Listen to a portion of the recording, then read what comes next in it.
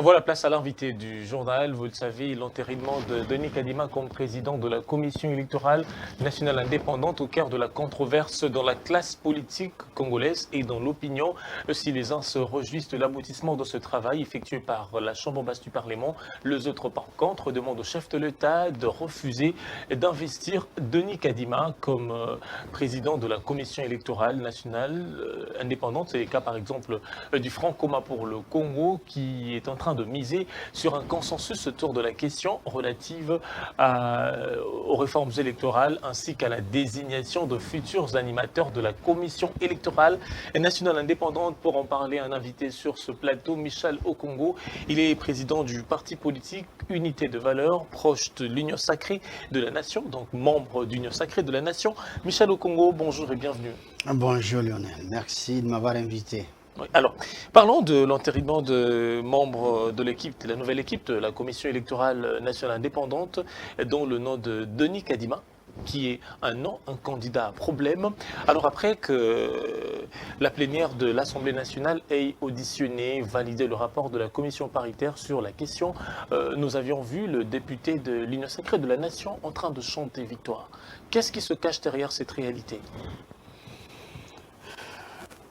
Merci d'abord encore une fois, je salue le peuple congolais qui nous suit en ce moment. Et ce qui vient de se passer prouve une fois de plus que notre démocratie est encore fragile.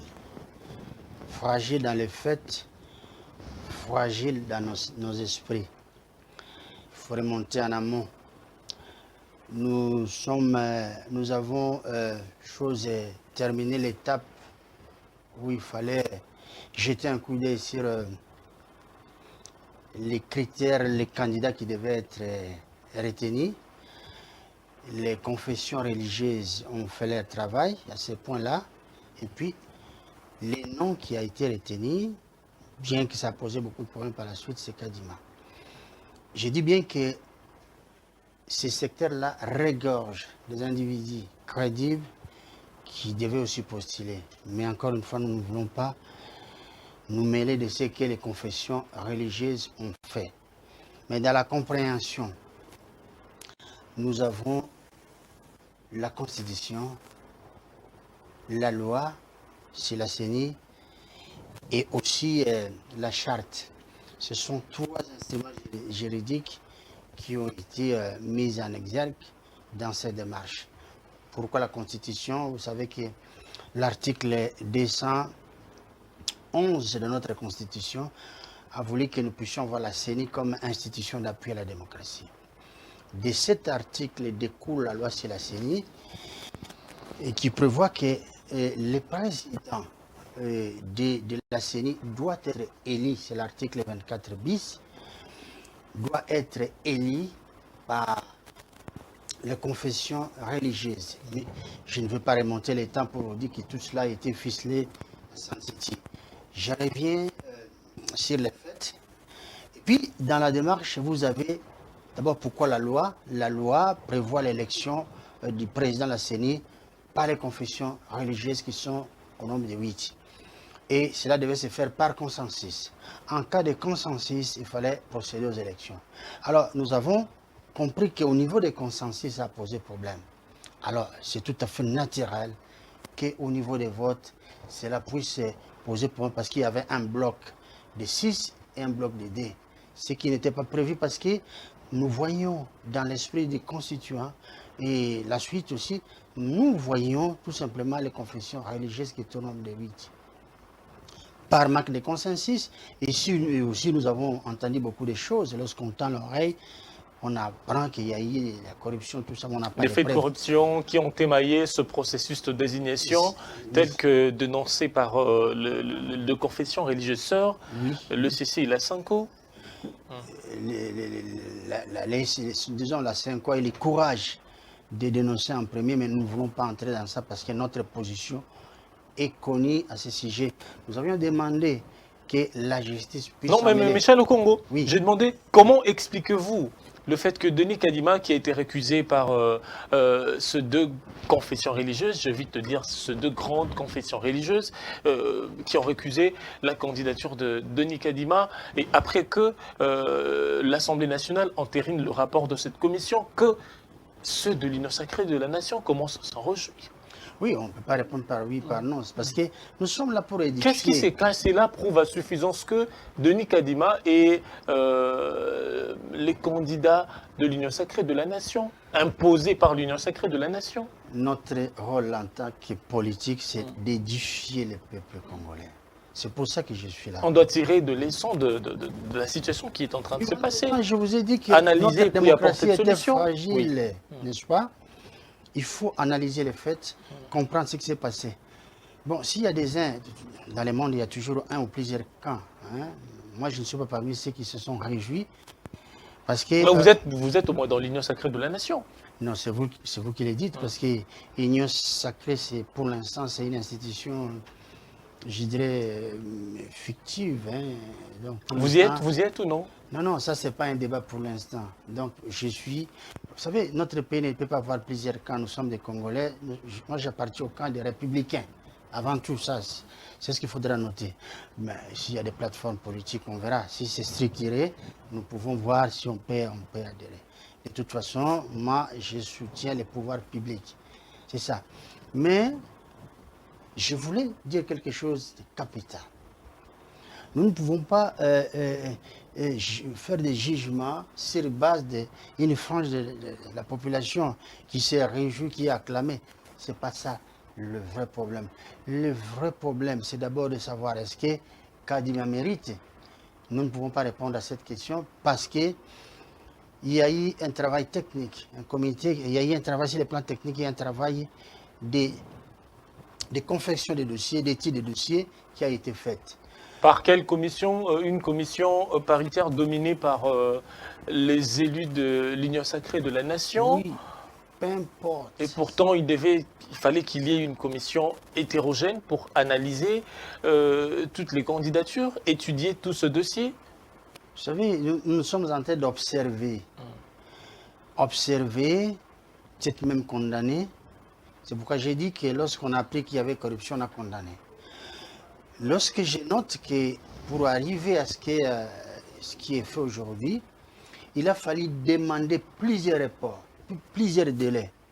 Et cela, c'est inquiétant. Pourquoi? Parce que ça peut facilement influer sur l'organisation des élections. Nous sommes en plein processus. Le processus est parti de Malonda, qui a été rejeté. Aujourd'hui, nous sommes sur Kadima. Figurez-vous, on a mis combien de temps pour en arriver là? Mais j'ai dit, maintenant que Kadima a été sorti, eh bien, avant d'entamer les débats, nous devons observer le comportement du chef de l'État. Que va-t-il faire? Parce que c'est lui le garant de la nation. Mais qu'est-ce que vous, Unité des valeurs, vous attendez du chef de l'État face à cette situation? Déjà, le Front commun pour le Congo, il y a pas mal de formations politiques qui lui demandent de refuser d'investir ce candidat à problème. Qu'il prenne ses responsabilités, tout simplement. En parlant de responsabilité, vous faites allusion à quoi? Parce qu'ils disent que c'est le même cas que... c'est un cas similaire au cas Malonda. Non, attendez. Vous voyez, le problème, si on doit tout le temps débattre. Nous avons dès le départ rendu attentif sur le fait qu'il faut qu'il y ait une transparence dans tout ce que nous faisons. Il faut qu'il y ait une traçabilité, ça suffit. La suite, nous sommes arrivés très loin. Maintenant que la proposition, la décision est sur la table du chef de l'État, c'est à lui de prendre ses responsabilités. Nous pouvons beau crier, s'il dit que je vais avaliser. Des refuser comme ce fut le cas de Malonda. Il peut aussi le refuser. C'est entre les deux. C'est à prendre ou à laisser. C'est pourquoi je vous dis, Lionel, que le chef de l'État doit prendre ses responsabilités. Ne me poussez pas à me mettre à la place du chef de l'État pour proposer au chef de l'État ce qu'il devra faire. Non, je ne peux pas le faire. Maître Michel Okongo, Que répondez-vous à ceux qui estiment que le régime en place est en train d'user de mêmes méthodes, mêmes stratagèmes utilisés par l'ancien régime pour se maintenir au pouvoir ou pour s'accaparer de certaines institutions? Non, il faut avouer qu'il y a des similitudes. Ça, il faut quand même l'avouer. On n'est pas aveugle. Mais les problèmes que nous avons, c'est que les Congolais sont appelés à se mettre d'accord sur les fondamentaux. Vous voyez, je vais vous étonner. Mobutu a fait 37 ans au pouvoir. Au bout de 37 ans, le peuple a crié pour son départ. Et lorsque Mouzé, Laurent Désiré Kabila venait, il a dit que je ferai plus que Mobutu, je ferai mieux que Mobutu. Et tout le monde l'a crié, on l'a applaudi. Il est arrivé, mais le peu de temps qu'il a passé au pouvoir, il n'a pas fait mieux que Mobutu. Il a muselé l'opposition. On l'a vu, il y a eu une dérive. Il y a une dérive. Et puis, le fils est arrivé, donc il y a eu la Kabylie. La Kabylie a fait pire que Mobutu. Et ce qui surprend encore, déjà Mouzé, de son vivant, il a approché les gens du MPR, ce qu'il combattait hier. Et Kabila Joseph qui est arrivé l'a fait davantage. Donc vous voyez, nous avons un problème de système. Il faut couper les cordons ombilicaux. C'est le même système. Et bien qu'il y ait divorce entre le cash et les francs-communs pour le Congo, mais le système continue toujours. Le cordon ombilical qui continue. Qui continue. Il faut que quelqu'un ait le courage de couper ces cordons ombilicaux afin que le Congo puisse prendre l'envol. Michel Okongo, vous êtes président d'Unité de Valeurs, vous dites que vous soutenez le chef de l'État. Pourquoi vous ne lui dites pas ouvertement que l'excès de zèle de certains animateurs d'institutions lui rendent un mauvais service? Prenons le cas de l'Assemblée nationale qui est accusée aujourd'hui d'être une caisse de résonance d'union sacrée de la nation, statut pouvoir, qui pose deux actes en faveur d'une famille politique donnée. Pourquoi ne pas lui dire clairement que cet excès de zèle de certains animateurs d'institutions lui rendent un mauvais service qui pourrait lui être défavorable même en 2023? Non, mais c'est une question de responsabilité. Si moi je dois le dire, je le ferai comme tout autre Congolais. Hier, nous avons vu les élèves qui sont allés à l'hémicycle. Ils ont parlé. Je crois que le chef a écouté aussi. C'est de cette manière-là que je peux parler au chef. Il n'y a pas une manière spéciale de parler au chef, tout simplement. Mais moi, en tant qu'acteur politique, je pose des actions pour la République. Voilà. Parler, c'est ce qu'on fait ici. Vous m'accordez ce plateau, vous me recevez, et j'envoie un message. Ça ne va pas se limiter sur les 4000. Ça va aller. Et si on me suivait, très bien. Et plusieurs fois, j'ai donné des pistes de solutions, mais je n'ai pas été suivi. Mais encore une fois, on n'a pas de leçons à donner au chef de l'État. Il est le maître ou le commandant à bord. Lui seul sait ce qu'il faut faire pour le Congo. Parce que de toute façon, nous devons comprendre qu'un chef de l'État, c'est celui qui brasse beaucoup d'informations, beaucoup de réalités. Mais quelquefois, nous, on parle, on n'a pas toutes les données. Alors, ce processus de désignation des animateurs de la CENI, de la nouvelle équipe de la CENI, reste, je le dis, ça suscite une controverse dans l'opinion, même dans la classe politique. Hein. On voit même certains qui sont dans l'Union sacrée de la nation haussent le temps, il décrit la manière, la procédure par lesquelles Denis Kadima a été élu. Alors, cette manière, la manière dont se déroulaient ces processus de désignation en réforme ne risque-t-il pas de compromettre les élections de 2023, on s'attend à des élections transparentes, crédibles et apaisées? Ça décrédibilise ces scrutins à venir. Vous savez que nous avons eu 3 processus électoraux. Donc, depuis le temps où nous avons accédé dans notre formule démocratique, nous avions eu 2006, ça a posé des problèmes sur les choix des individus. Vous voyez, les pauvres et les défunts, Abbé Malouma n'a pas fait l'unanimité. Vous le savez bien. Nous sommes passés en 2011 avec Ngoï Mulunda. C'était pareil, il n'a pas eu l'unanimité. Et puis Malouma Loudé, ça n'a pas marché. L'année mort, nous avons eu Nanga. Même chose. Vous êtes un grand journaliste, vous ne me direz pas ici que tous ces présidents dans la CENI qui ont été élus, ils ont été à l'unanimité. Non. Moi, je vous dis que tout cela prouve que notre démocratie est encore fragile. Nous devons avoir beaucoup de retenue lorsque nous approchons nous abordons certains sujets et ne se préoccuper que des fondamentaux. C'est très important. Et savoir se mettre d'accord sur les fondamentaux. Je vous donne un exemple. Si vous serez tenté de me poser la question, c'est quoi les fondamentaux, et vous le savez. Regardez ce qui vient de se passer avec l'agression rwandaise. Peut-être que nous allons en parler. Il y a eu beaucoup de sons de cloche, mais nous sommes exprimés que l'acte qui a été posé, c'est une déclaration de guerre. On peut encore trouver d'autres mots. Alors, c'est ça les fondamentaux. Nous devons nous mettre d'accord pour parler d'une seule voix. Lorsqu'on dit que nous avons un problème social, le problème est là, il est réel. Nous ne devons pas avoir des sons de cloche qui y ait des gens qui se disent être de l'opposition, qui disent que non, c'est vrai, il y a crise. Que ceux qui sont dans le pouvoir pour dire que non, il n'y a pas de crise. Et d'autres ont même le courage de dire que, écoutez, voilà, il y a crise parce que nous l'avons hérité. Lorsqu'on vient au pouvoir, en toute liberté, on vient pour changer les choses.